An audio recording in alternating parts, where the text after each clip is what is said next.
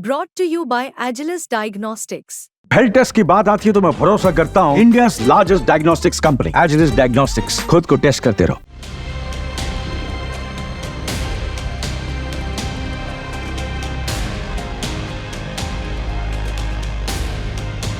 Israel और Iran के बीच लगातार बढ़ते तनाव ने एक नया मोड़ ले लिया है। ताजा मीडिया रिपोर्ट्स के मुताबिक इजराइल ने अब ईरान के राष्ट्रपति के घर और supreme leader Ayatollah Ali Khamenei के निवास और ईरानी रेवोल्यूशनरी गार्ड्स के मुख्यालय को अपने निशाने पर लिया है। अब क्या इजराइल का सच में इन जगहों पर बम गिराने की योजना है, और अगर ऐसा हुआ तो इसका नतीजा क्या होगा? चलिए जानते हैं इस रिपोर्ट में। दरअसल इजराइल और ईरान के बीच का तनाव नया नहीं है, ये दशकों पुराना है और अब ये और भी ज्यादा खतरनाक रूप ले रहा। हाल के वर्षों में इजराइल और ईरान के बीच गुप्त हमले और साइबर युद्ध जैसी गतिविधियां देखी गई है। खासकर ईरान के परमाणु कार्यक्रम को लेकर इजराइल हमेशा से चिंतित रहा। अब जब इजराइल ईरान के प्रमुख ठिकानों पर हमला करने की बात कर रहा, ये संघर्ष एक बड़े युद्ध में तब्दील हो सकता। मीडिया रिपोर्ट्स के अनुसार इजराइल के निशाने पर 3 मुख्य ठिकाने हैं। पहला, ईरान के राष्ट्रपति का घर, दूसरा supreme leader Ayatollah Ali Khamenei का निवास और तीसरा ईरानी रेवोल्यूशनरी गार्ड्स का मुख्यालय।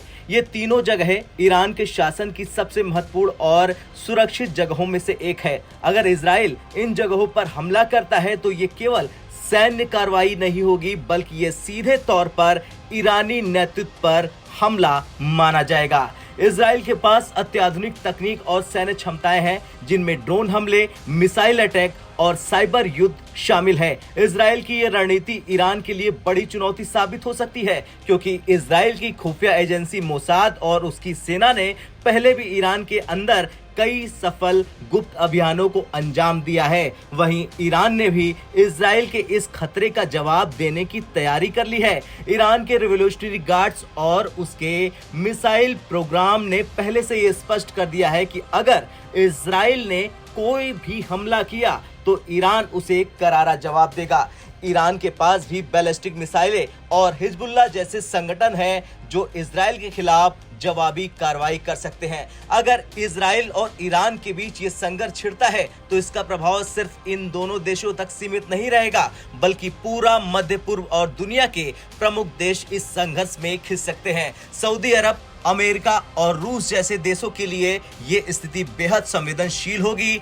अमेरिका और रूस के अलग अलग गठबंधन के समर्थन की वजह से ये एक वैश्विक संकट का रूप भी ले सकता है। अगर इजराइल ने सच में ईरानी राष्ट्रपति के घर या अन्य दूसरे प्रमुख ठिकानों पर हमला किया तो इसके परिणाम विनाशकारी हो सकते हैं। हजारों नागरिकों की जान खतरे में जा सकती है और ईरान की जवाबी कार्रवाई से पूरे क्षेत्र में युद्ध फैल सकता है।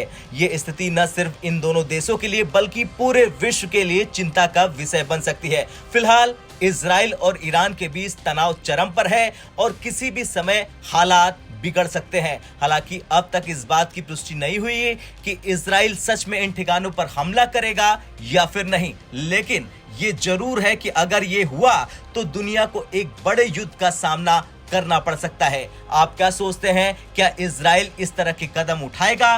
कमेंट में हाँ या ना में जवाब जरूर दें। ब्यूरो रिपोर्ट, भारत तक।